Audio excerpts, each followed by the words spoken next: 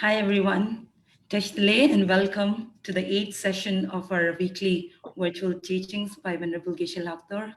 And I would like to begin by saying thank you to Geshe La for continuously giving us his valuable time and also blessing us with his presence. And thanks to all of you too, those of you who are here on Zoom and our viewers who are catching us live on Facebook. Thank you for joining us and sharing our blessings. And before we begin, I would also like to make a very special mention of the very special day today with His Holiness is launching his second volume in the book series, Science and Philosophy in the Indian Buddhist Classics. The book is titled The Mind, and if you want to check out the video, the recording is there available on His Holiness's website, YouTube, and Facebook. And with that, welcome Geshe-la, welcome everyone. And Geshe-la, we are ready to rejoice in your teachings. Please bless us. Thank you.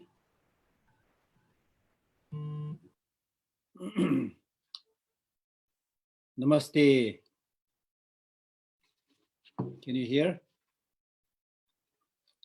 Okay, so I will greet you today with this word, Namaste. The Hindi, very popular Hindi word that we use, Namaste, actually is combination of, I think, two letters.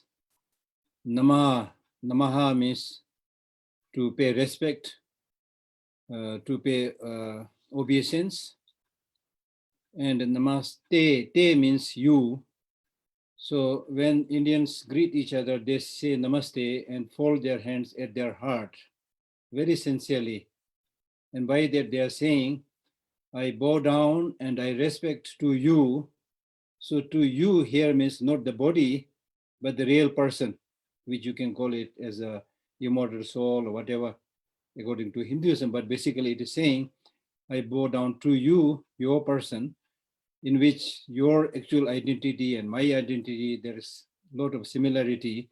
So I respect to you. So with this word, I bow down to the good things which is there to all of you. I think this is a very wonderful way of greeting, because all of us have many, many great, excellent qualities, and especially the capacity to become the best. In Buddhism, we call it Tathagata Garbh, which means the Buddha essence. So all of us have the Buddha essence or Buddha nature. If we are able to properly use it, we have all of us have the capacity to become the Buddha. So therefore, it is really, really worthy of paying homage and respect to each other. And you should respect not only people who said to be possessing more education or society. So in the case of the level of society, a little bit higher position in society. Not in that case. Everybody, not only human beings, but if you are a good practitioner, you should pay homage and respect to all living beings, right? All sentient beings. And I remember His Holiness the Dalai Lama once saying that in some cases we should pay more respect to a tiny insect like an earthworm than a human being in some cases. Because, superficially the earthworm is wriggling and really looks helpless. But if you see carefully, this earthworm is not harming anybody. The pollution that you are experiencing in Delhi is not produced by earthworm. In fact, the earthworm, even though it looks quite, weak and fragile, but I have seen that it produces, very fertile manure, and which people are using it. So in its own way, it's contributing, not harming anybody. So likewise, many of these other seemingly helpless sentient beings, they are not only an ornament to our planet environment, but in their own way, they are contributing to the whole ecosystem. So therefore, it is worthy of respecting and regarding and protecting them. And as I said earlier, that it is because of our completely ignoring, other sentient beings, the environment and so forth. And as a result, we are experiencing all these problems that we are seeing today. So therefore, it is important to respect all other living beings and protect them and nurture them so that they become source of peace and happiness not source of pandemics. Okay, they become source of pandemics because of our mistreating with them, mishandling them. So that is what I want to say right in the beginning. So therefore, the chapter that we are going to read now, the chapter 8, is basically on the wealth of a superior being, the wealth of Arya. So this is basically saying the wealth of Arya is not the ordinary wealth, the material objects that we normally long to obtain and accumulate. So therefore, the text says, give up all material objects, give up all material objects and adorn by the wealth of the excelled. So two very important statements. One, give up all material wealth is not saying that you throw everything and overnight become beggar. That will not work. So giving up here means mentally, renouncing attachment to these objects. I'll tell you a story. At the time of Milarepa, there was a follower of Milarepa who was very, very moved by Milarepa's lifestyle and teaching. Then he decided that I will also act like Milarepa. Then he suddenly threw all his possessions and belongings, but he was actually not mentally prepared. So then he started suffering. And when he started suffering, then he started complaining by saying, it is this Milarepa who made me a beggar. So I'm not advocating that you become a beggar overnight by throwing everything, because you are still an ordinary human being. You need all these basic necessities at least. But what I'm saying is, especially when you undertake the Bodhisattva practice, having wealth itself is not the problem. The problem is the clinging, not being able to use by oneself properly, not being able to share it with others. But if you have this wish to share the wealth, then the more you have, the better it is, because you can alleviate the poverty of many people. So therefore, what he is saying here is, at the end of the day, the real wealth that you need is the internal wealth and not the external wealth. So that's why earlier we read many lines already regarding how to develop internal wealth. And particularly, we read a line which talks about cultivating loving kindness and compassion and establishing yourself in Bodhichitta. So I've explained this earlier, which basically means if you, and I also cited a quotation from Nagarjuna, where Nagarjuna says, if you really want to get settled or established, then you must help others. So you can help others by seeing this interconnected reality, and thereby, step by step, developing all these inner qualities. For example, in the case of these three, loving kindness and compassion and bodhicitta, loving kindness means thinking how nice if all sentient beings meet with happiness. Now, that kind of attitude you will be able to develop only when you are able to see others as something dear to your heart, something close to your heart. That itself is a big, big, big practice. Normally, we are very fond of segregating, white and black and men and women and this and that and short and tall and whatever. We are human mind is very fond of dividing. That's why we are not able to have a holistic attitude. So what all these great thinkers and teachers, they are teaching is to have a holistic attitude. Don't divide, don't fragment everything, don't destroy everything, right? And if you read some of the ancient teachings, some of these teachers, they say, they for example, in Buddhism, we talk about the 10 virtues practices, right? In Christianity, they talk about 7 sins. So they talk about only 7 or 10 because it is around this number that human beings will be able to grasp, not beyond that. They will not be able to remember too many things, right? So therefore, what I'm saying is that loving kindness is really like, if you develop just loving kindness, as I said, or just compassion, it is just a big, big, big, big, big development. Loving kindness, as I said, wishes others meet with happiness. And you will develop that wish for others' happiness only if you're able to see others as something dear to you, something close to you. Now, ordinarily, we feel, somebody close to you or dear to you when that person has helped you financially, or when that person is physically attractive. Then, we develop this superficial feeling of closeness. But as and when we see somebody harming you, or as and when you encounter somebody who's poor and miserable and ugly looking, there is no sign of our loving kindness, you see. So what these teachings are saying is all sentient beings are exactly like you, wanting happiness, not wanting suffering, right? But in their own limited capacity, their way, they're all try to help others as much as they can. It may be alloyed, it may be attached, with attachment and so forth, but everybody tries to even share a cup of tea or cup of water. Everybody has that tendency. This is a great kind of indication that everybody has the capacity to do the best thing, to do the highest thing. So we must nurture it.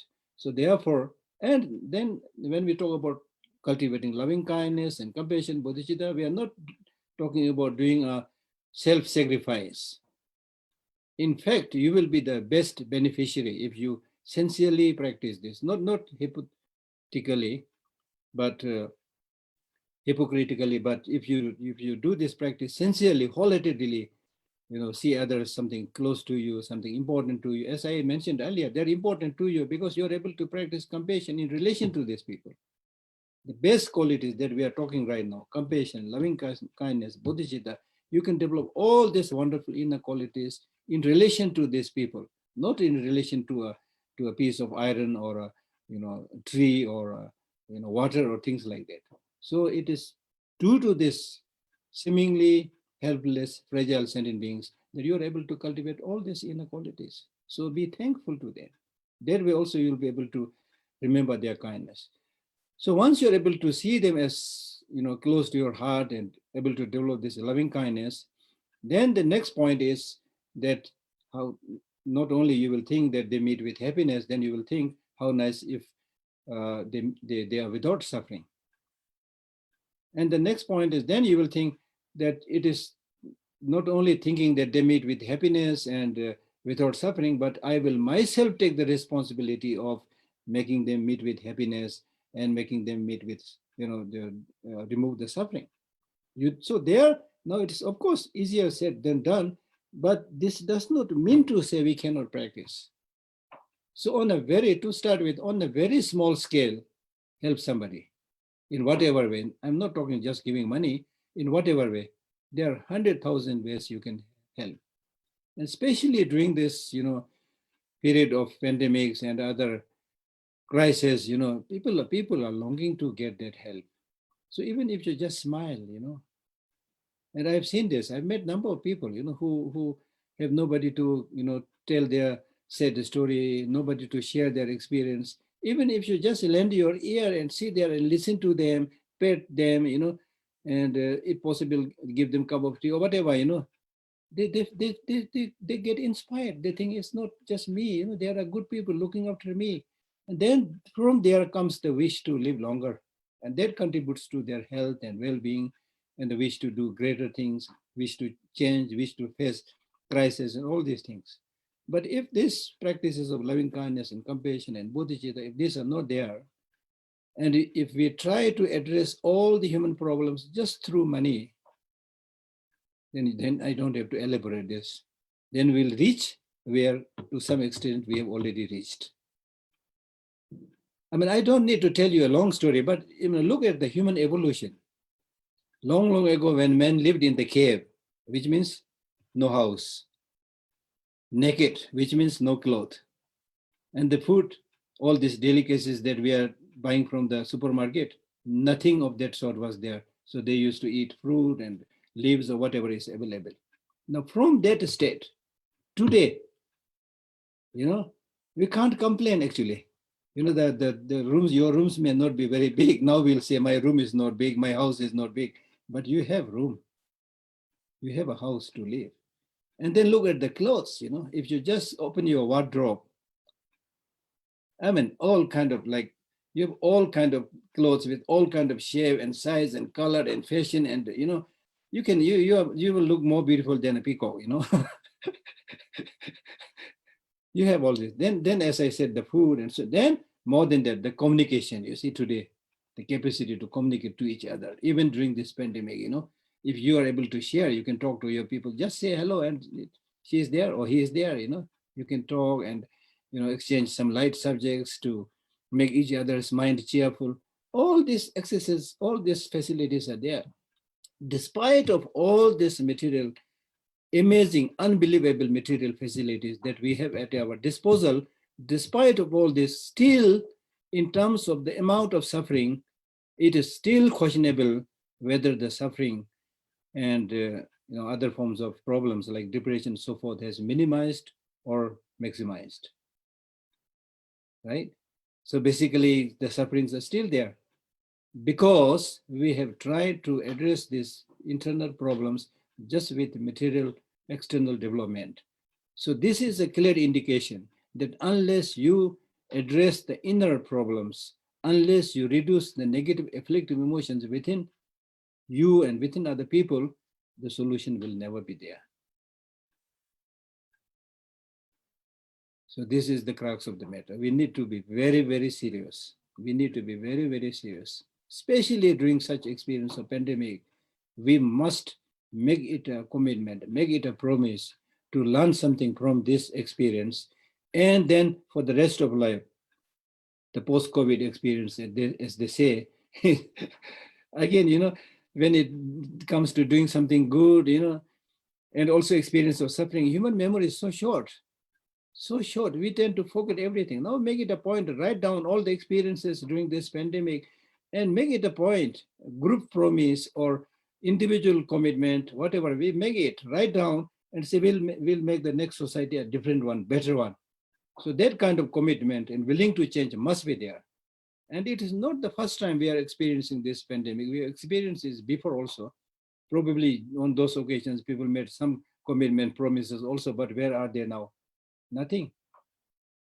Because human beings, our mind is so elusive, and unless we make a special attempt, make a special commitment, make a special plan, we tend to forget. And then next time you might not only encounter another pandemic, but maybe some people say maybe more serious, unfortunately. Karma such, bitter truth, right? So we must take this very, very seriously and come up with some plan, far-reaching plan, not just restricted to one individual, but far-reaching plan. We can all at least make a difference. So that is, I think, very, very important. So therefore, in this chapter, he's really talking about not just running after the external material wealth, but instead cultivating these inner qualities, which will be mentioned here in the text. The inner qualities are those qualities which you can take with you wherever you go. During the pandemic, post-pandemic, you're sleeping or or alive or in this life or future life, with friends, without friends, they will be there to support you, to help you, to strengthen you. The external material, facilities, and then also the families and friends, however good they are, it is again the bitter truth. There's no way they can be with you all the time, right? If you just turn the newspaper today and read that obituary part, you can see young, elderly, everybody dying. So that is the bitter truth. So what we really need to do is cultivate these inner qualities, and with the cultivation of these inner qualities, number one, we should learn to live in peace and happily every day, possible every hour, every minute, because this every minute, this minute and this hour that you're living, that is called life. That is called life. And this reminds me of beautiful, beautiful, shloka, a verse by Aryadeva in his 400 verses, where he says, whoever you are, the so-called living is only one moment. Whoever you are, the so-called living is just one moment. And people don't know this.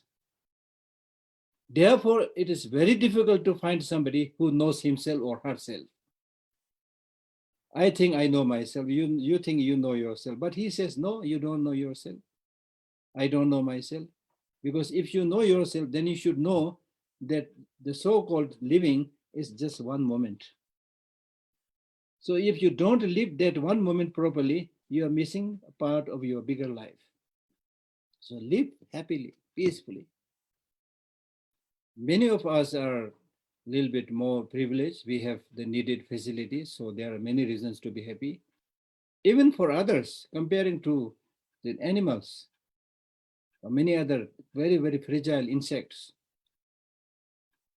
we have many, many reasons to be happy. We are not able to appreciate that because we only think about the negativities, the problems. We keep on highlighting that. And that's why I say that problem is we tend to see what we want to see, not what we should be seeing. That's the problem. We keep on seeing what we want to see, keep on hearing what we want to hear, not what you should be seeing, what should be hearing. That's the problem. But if you really see what you should be seeing and hear what you should be hearing, then you will see, you can see many good things. You can hear many, many positive things, right? So therefore, to make a long story short, at the end of the day, whether you like it or not, whether you believe in religion or not, whatever is your status and level of education and so forth, you will come to this conclusion, and I'm 100% sure about that, that at the end of the day, unless you take care of yourself, nobody can take care of you. And taking care of oneself means taking care of one's mind, because it is the mind which decides your fate, which tells you what to do, what not to do, where to go, where not to go. Each and every second and moment, the mind is dictating you. And unless you have the capacity to say no to the mind when it tells you to go in the wrong direction, unless you know how to make proper decision, unless you know to make the proper choice, you will be led astray. Because there is more temptation to do the bad things. Anything that is destructive looks good superficially. I may not be correct, but sometimes I wonder, the fact can be proved by if you see a poisonous plant. Many of the poisonous plants that I've seen, their flowers are especially beautiful. But if you run after that beautiful flower, you will also get the poison, right? So therefore, it is really, really important. We are not just talking about doing Buddhist practice. Many of you may be Buddhist practitioners, then of course you have to do it. Otherwise, also taking care of the inner world. That's why I'm happy that His Holiness's second book, which is on mind. The first was on physics, Buddhist physics. The second was on primarily on Buddhist mind. So I hope you will take more care of that, right? And it is because of our not knowing ourselves, and especially not knowing how the mind functions, how elusive they are, how powerful they are, how challenging they are, unless you understand these dimensions of mind. And simply said, unless you know how you deal with your emotions. Now, even in the West, now these days, they are talking so much about emotional regulation, you see. So we really need to be kind of skilled and expert in how to deal with the emotions and strengthen and cultivate the positive emotions and discourage and weaken and remove the negative emotions. Then your happiness will be there automatically. You don't have to talk much about it. It will be there automatically, right? So that's very, very important. Very, very important. Today I was reading some verses from Shantideva's Bodhisattva. I was planning to publish a book, Bodhisattva, His Holiness Commentary in Tibetan, which we published before and it ran out. So I was again reviewing it, and I came across a line which says that if you, so long as you cultivate this loving kindness and wisdom, understanding, emptiness, you will be happy automatically. And then the smile on your face will come automatically. And the grimaces, that you carry on your face will disappear automatically, right?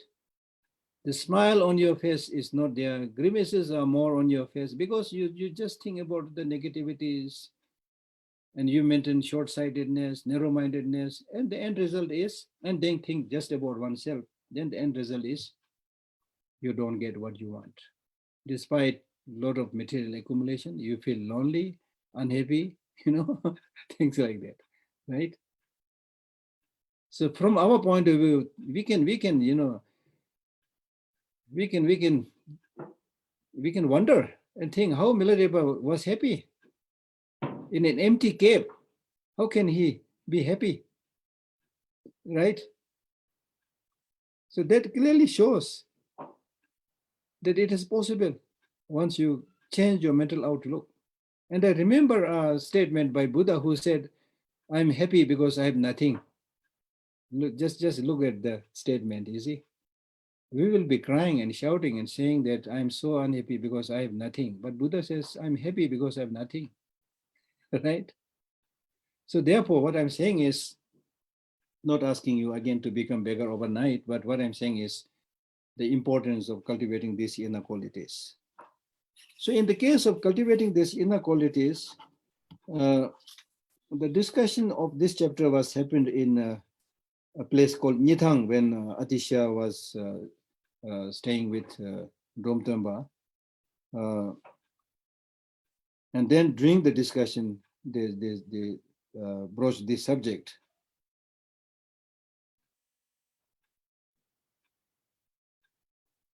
And then during this discussion, they said, this is the time now that we should search and find the wealth of the superior beings.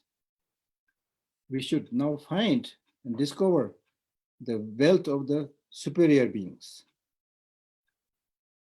So if you look after and search the wealth of the superior beings, it is really like finding the whole year's sustenance just by working for 1 month. In other words, if you cultivate these inner qualities of a superior being, you will get that complete sustenance for many future lives. Just by working hard today and cultivating these inner qualities, you will get the nourishment and sustenance for many lives to come. So that's why he's saying that it's really like working for 1 month and then not have to work for the rest of the year, right? And he especially says that this is the time we must make our life meaningful and fulfill the purpose of our being born in a central land. Being born in a central land means being born in a place where the Buddha's teaching is available.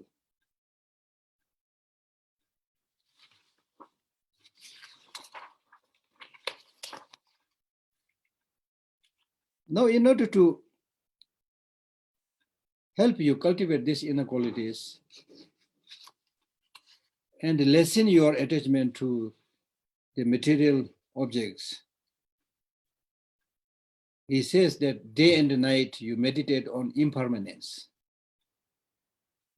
which makes perfect sense. And when we have no inkling or no idea of how ephemeral our life is, day in and day out, our life is ebbing out. Once you understand this fragility of human life, once you understand that I'm not sure whether I will live tomorrow or not, then your endless pursuit to material accumulation will come to an end. It's not saying that you will stop eating or things like that, but this especially this unnecessary greed that we have will come to an end.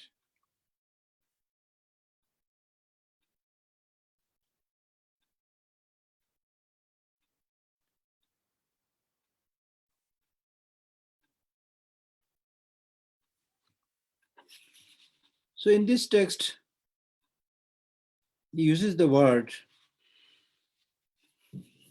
illusion for wealth.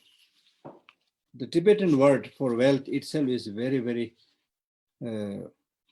meaningful because we use the word sangzing, So literally translated, the Tibetan word sangzing for wealth means something by whose achievement people will run wild, and there will be a lot of, hustle and bustle and a lot of commotion, which is absolutely true. It is in the pursuit of these material objects, people are just running like anything. And it is in relation to getting these material objects, people kill each other, people fight each other, wars are fought between countries and things like that. So it makes us completely, run wild. So therefore, it is important to know that this wealth, after which we are running so much, is really like an illusion, is ephemeral, and it has not much essence. Because today you may have some wealth, tomorrow you may be a beggar. Things change anytime, just as many of us are experiencing today. We did not expect this pandemic to come, and suddenly it came, and many people lost a job, and many are still struggling.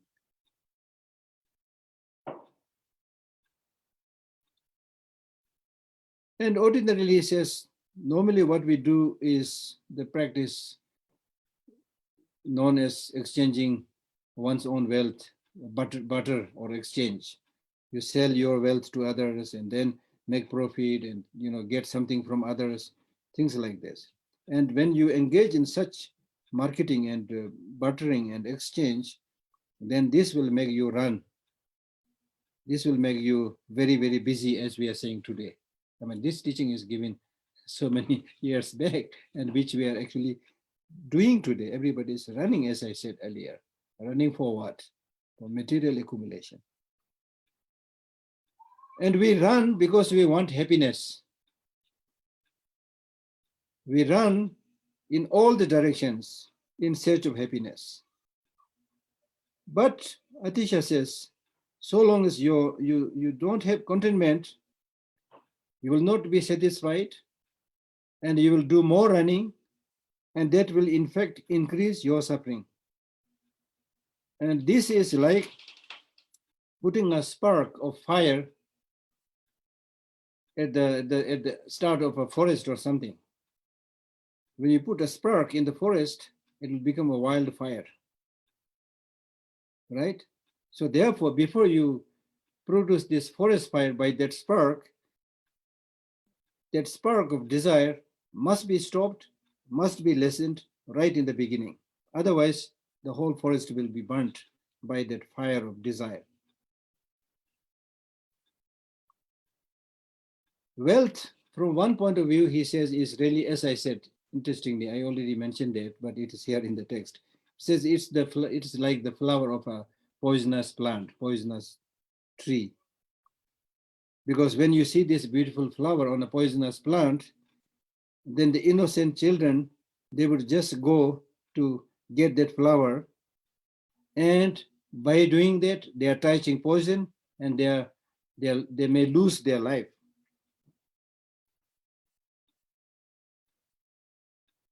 So it is wealth that destroys most of us. By mistakenly, we think that this wealth, material accumulations, are the source of long-lasting happiness. So this greed, this relentless desire, comes from the root, which is the self-grasping. And because of this self-grasping, you deserve that desire. Because of this desire, you run towards that object of attachment. And through that way, your long-term purpose is defeated. So therefore, instead of running after this external wealth, you should now change the course of your direction of your running. Now run inwards, go insides, take refuge to Buddha, Dharma, and Sangha, and then, first of all, develop faith to them. That is out of. So here, when we talk about internal wealth, he talks about 7 internal wealth. So the first is develop that faith towards Buddha, Dharma, Sangha. Buddha is somebody who is completely enlightened. and Dharma is his teaching. Sangha are those people who engage in the practice of the teaching. So develop faith towards them, because faith is really like a huge ground which will support all your virtuous practices. With faith, you develop humility, you develop respect, and then gradually it will induce enlightenment.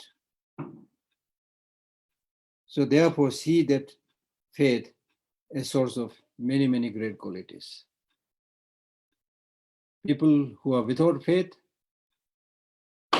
it is impossible or very difficult for them to cultivate any good virtuous qualities. Just like a burnt seed cannot produce sprouts or green saplings. It is by faith that you are able to follow the instructions of the teaching. So Buddha and other higher beings, great beings. So that is number one. And I've explained a little bit earlier also. With faith, there are basically many, many different types of faith, but faith here also means the three, which is clear faith, which means your mind must be free from any kind of turbidity of negative emotions. It should be completely clear and open, and then you become receptive. So that faith towards the objects of refuge is very, very important. It makes you receptive. Then trusting faith. By knowing the qualities of the object of refuge, you should wholeheartedly trust, just like a innocent small child trusting his or her mother. And then aspiring faith. That means you should yourself aspire to change and become the Buddha, the objects of refuge. Right? That is that in order to get the highest happiness and remove suffering and especially help others, you should yourself actualize that state of Buddhahood. That's very, very important. That's number one, wealth. Number second is morality. Morality is like the big ground where all the crops are grown, all the seeds can be planted. And morality is really like water that washes the stains or negative deeds.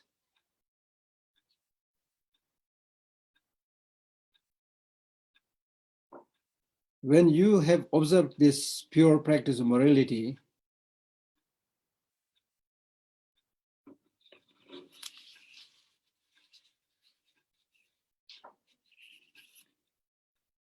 then as I said earlier, you are preparing that clear ground for cultivating all other qualities like concentration, meditative stabilization, and so forth. People who practice morality, they naturally shine out in the human crowd without your having to intimidate or threaten others. People will come to you and bow down to you with full respect and obeisance, as people are doing to His Holiness the Dalai Lama. Not to a dictatorial leader, even with the use of the gun. Right? So that is the great quality of morality. Simply said, morality basically means helping others as much as you can. That is morality, because it's a good, proper practice. So morality in Buddhism is not observing a discipline imposed upon you by someone that has the authority. So morality, number one, means restraining from negative deeds. But that is not enough. So the second category of morality is collecting the virtuous deeds, virtuous qualities. That is the second level of practice of morality. This is good enough, but not enough. So the third morality is helping and benefiting others. The reason that you remove the negative deeds, restrain the negative deeds, and cultivate the positive qualities is to help not just yourself, but help all other sentient beings. So you can read in very simple, understandable, language if you want to read about these three in His Holiness's book, Ethics for the New Millennium. Not in a Buddhist term or language, but a language that you can easily understand. So read more about that. So that is the second wealth. Third is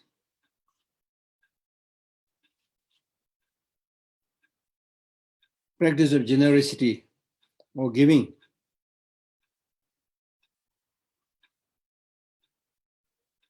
Giving means giving your flesh, if possible.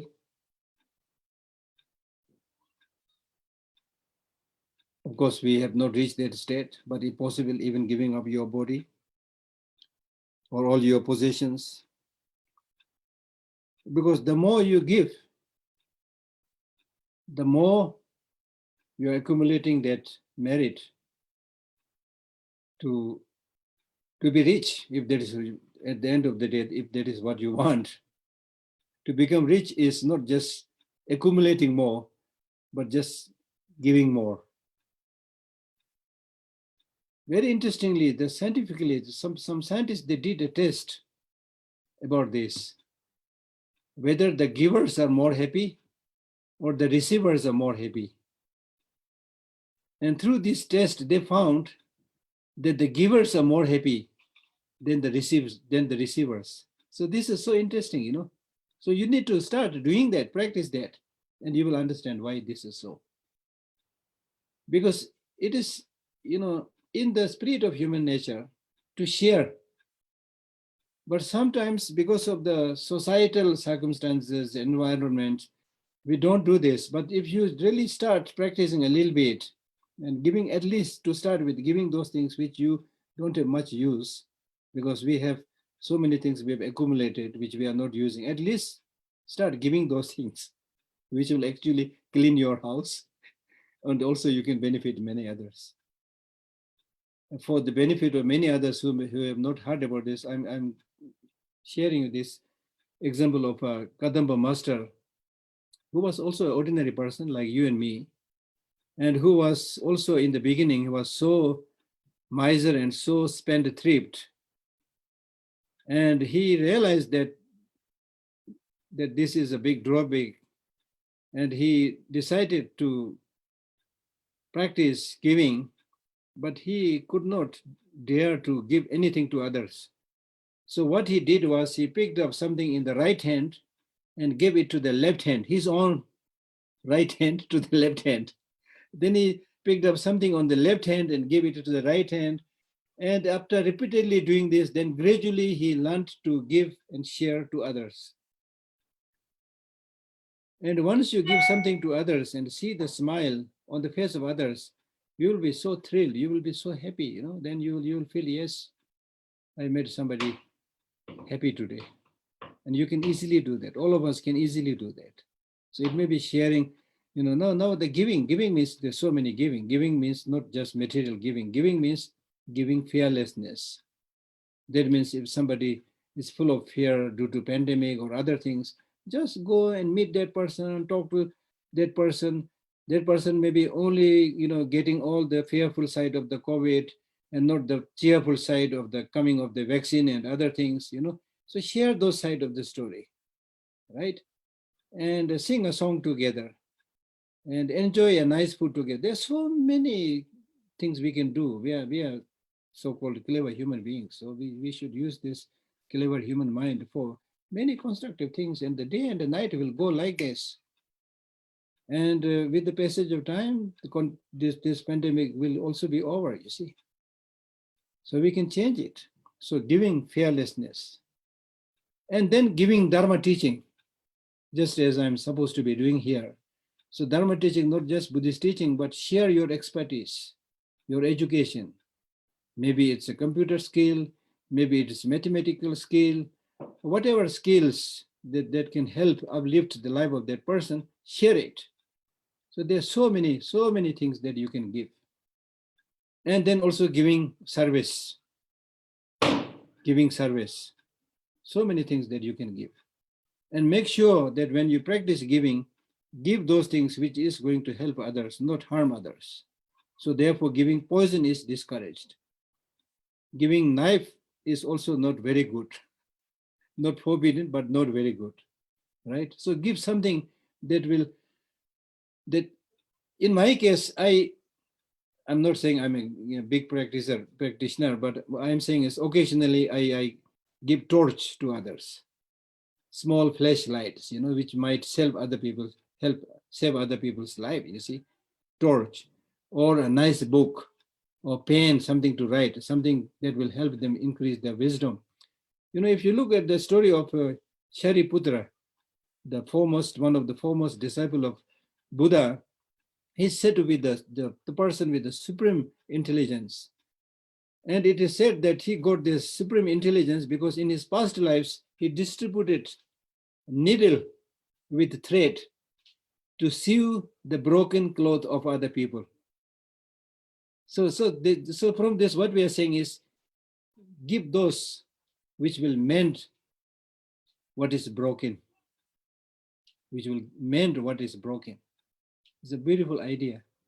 So like that. So giving. Then the next is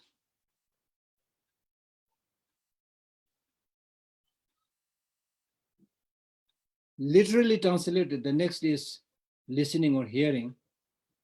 But I suppose this can be better translated if I call it study.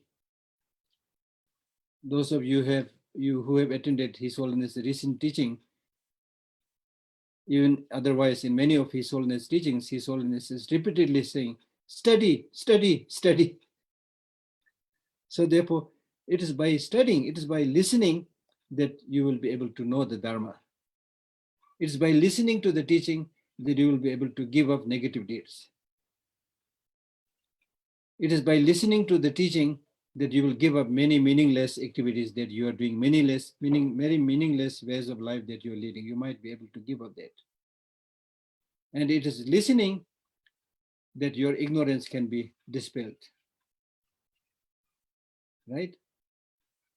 And the listening or study is such a wonderful thing that once you get that knowledge through listening or through study, then it's the inner wealth that you have acquired, which no thieves can steal, no robbers can rob, and it will also not become an excessive baggage. Otherwise, when we keep on accumulating and hoarding many of these material objects, then they become excessive baggage, even while we are alive. And at the time of the death, of course, they're all excessive, useless baggage.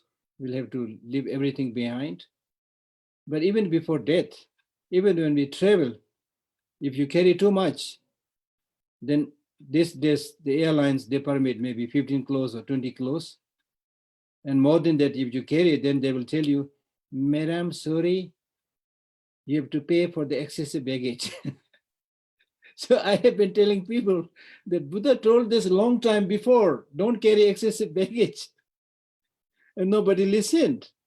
Now you are charged at the airport and in many places for carrying excessive baggage, and you will be fined heavily at the time of the death if you have excessive baggage. Right? So therefore, while you have the capacity, while you have the opportunity, it is really, really important to share what you have.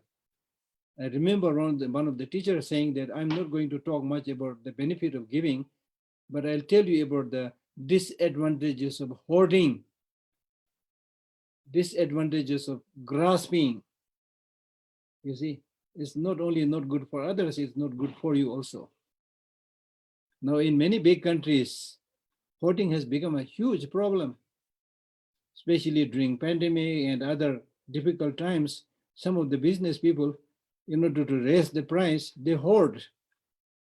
And then they do what is known as the black marketing and things like that, which is horrible. So therefore, hoarding is not good. Hoarding is not good. Ordinarily, you feel that you are rich and you have too many things. But the more you have, the more you will get problem. Nothing comes value free. Nothing comes value free. So remember this. Remember this. So therefore, that is the uh, uh, next wealth. And the next wealth is having a sense of shame. Having a sense of shame. Having a sense of shame means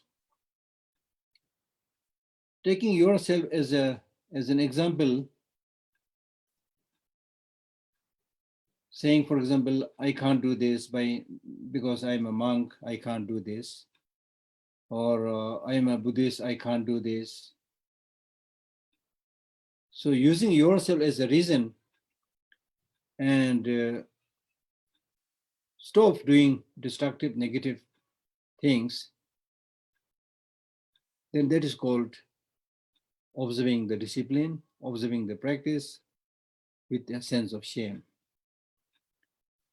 And then the next is called sense of, now this is very difficult to translate.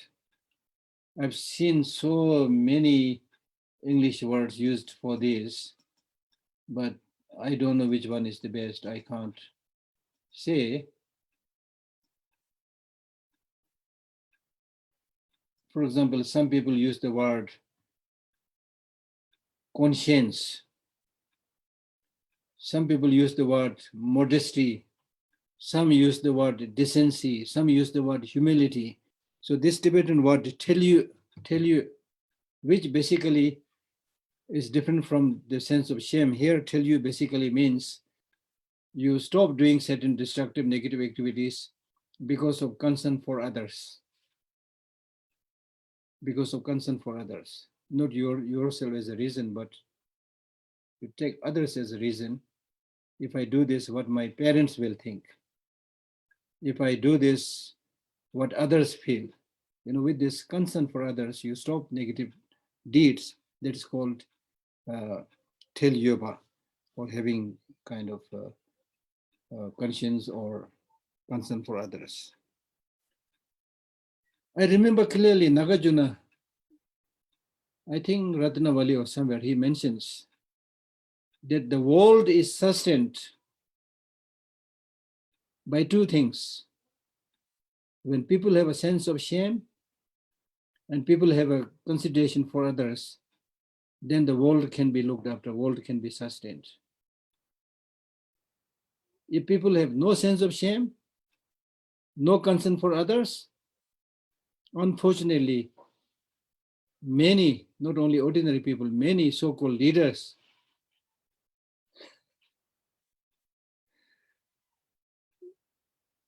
I mean, it's something you can see on the TV screen, no hesitation telling lie or bullying and exploitation, and unbelievable. So this is happening, you see. So therefore, if we want to maintain the world in its total purity, then sense of shame and consideration for the others is extremely, extremely important. So these are the 7 internal wealth. I briefly explained it. And if you want to know more, you need to do more research and study more about this. And what is most important is not just getting an idea or knowledge about these things, but make it a part of your wealth, inner wealth. As a result of today's study, you should at least remember these 7 wealth of the superior beings. You should write it down somewhere and call them my inner wealth, and enrich those internal wealth by knowing more about them, by cultivating them, by making it a part of your life. As somewhere one Buddhist teacher says, if you sincerely practice this, then you will definitely see a positive result. Because whatever the Buddha has taught is non-deceiving,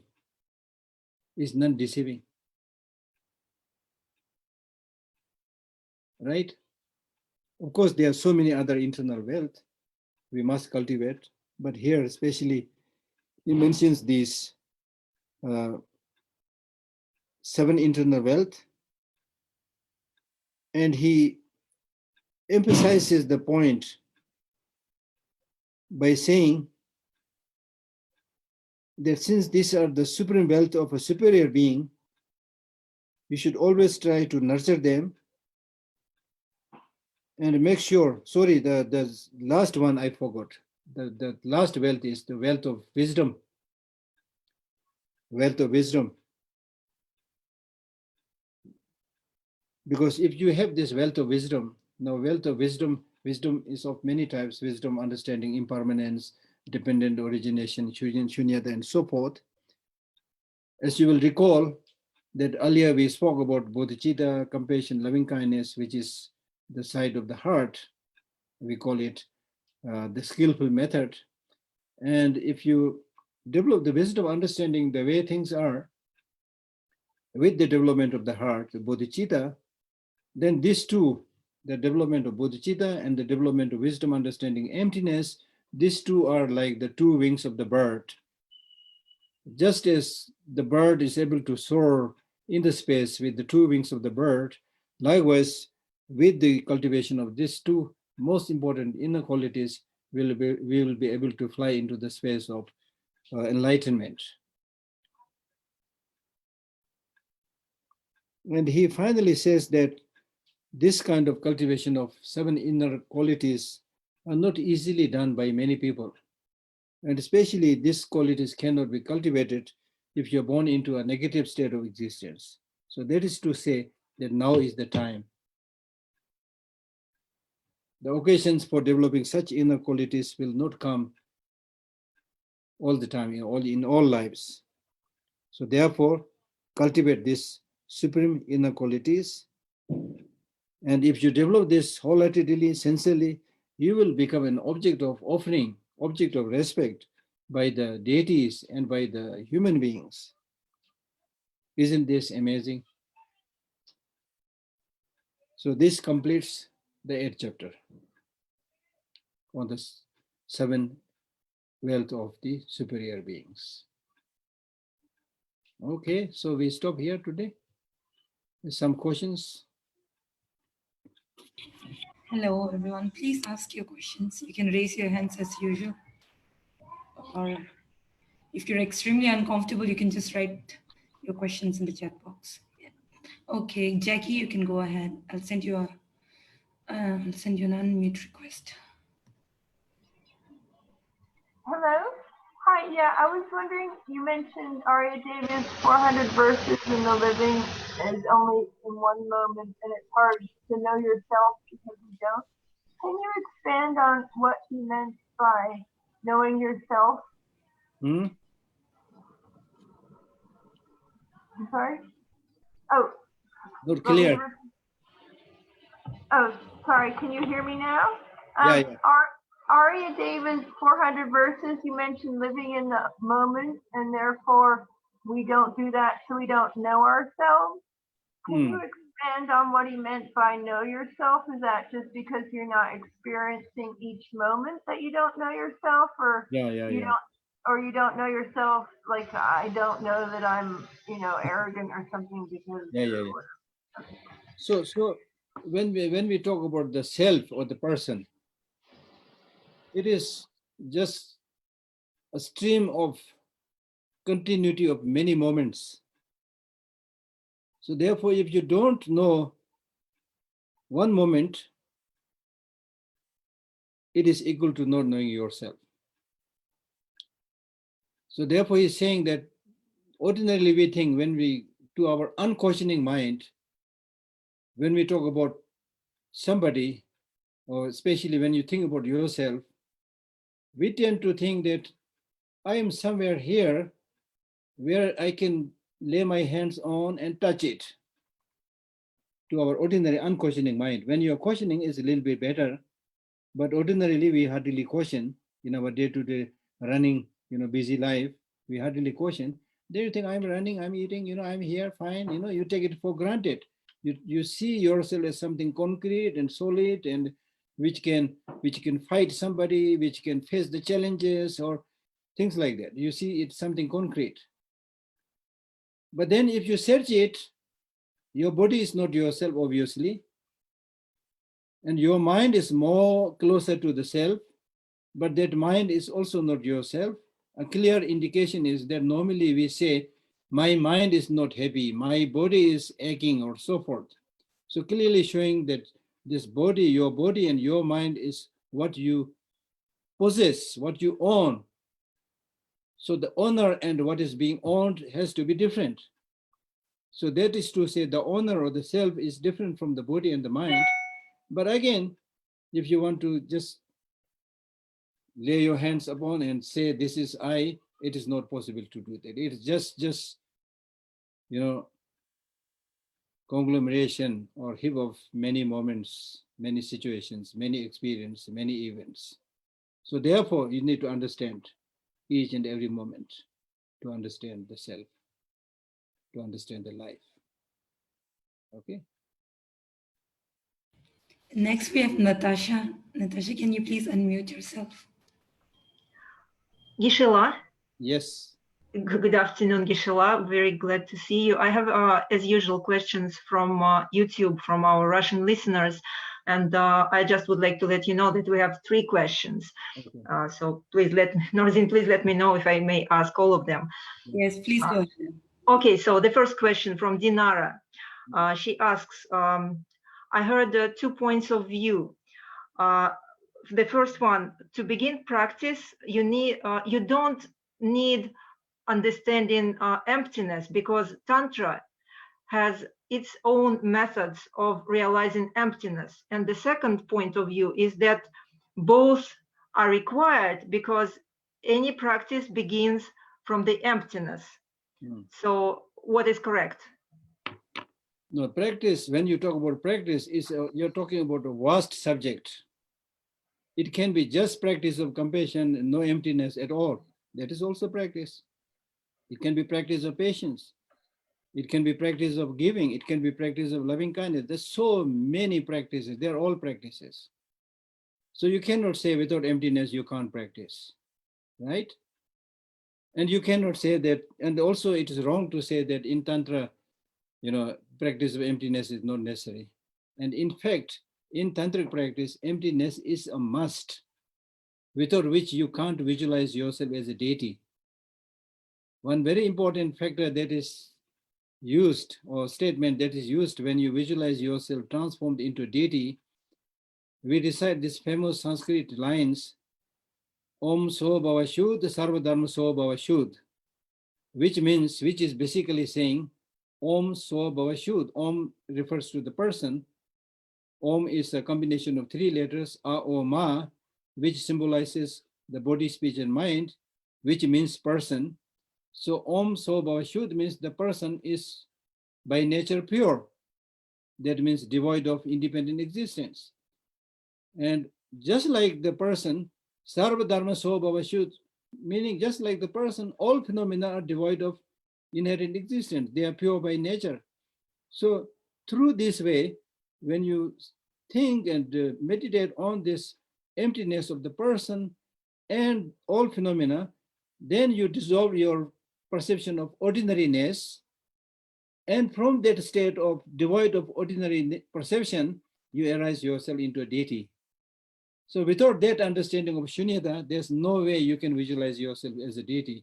And I remember very well His Holiness saying, if you don't have this understanding of shunyata, there's no point, no fun, just visualizing a yellow deity or red deity sitting somewhere. It's not saying that suddenly you visualize a red deity sitting there, or a deity with 1,000 arms sitting there. His Holiness says that makes no sense at all. So that is a must. Okay. All right. Yes, thank you very much, Geshe. And the second question is The person is asking, one night in a dream, I saw lamas and gods in the form of black demons. And afterward, I felt sick, ill. Were they poisons of the mind? The question is. So normally in Buddhism, we say, don't pay too much attention to dreams. Not only when you're sleeping, even when you're awake, you're experiencing another form of dream. So that's why in Buddhist practice, we say, see everything like an illusion. Even when you're awake, like a dream means not paying much attention, like an illusion, like a dream, not paying much attention. Don't grasp, don't see them as having inherent existence. So similarly in the dream, number one, what you dream, you have no control. And dream is based on my own personal experience. Dream is a very good storyteller. It makes its own story. I'll tell you a story, very interesting story. You will all now be very happy with this story. You will all love and smile. Because I escaped Tibet when I was very young, and 2 occasions I've seen the Chinese army chasing us. I was just a little boy. So that must have left a very strong imprint in my mind. So occasionally, I get these dreams of being chased by Chinese army and things like that. So one night I got this dream that I was moving at the foothill of a mountain. Then suddenly I see there's thousands of Chinese armies in uniform coming from the top of the mountain down. And I was only myself. And the place where I was moving was full of, slates, rocky and slates. So I was actually running, the Chinese army was overwhelming. I was running, but I had a gun, the country kind of style of gun. I was carrying it.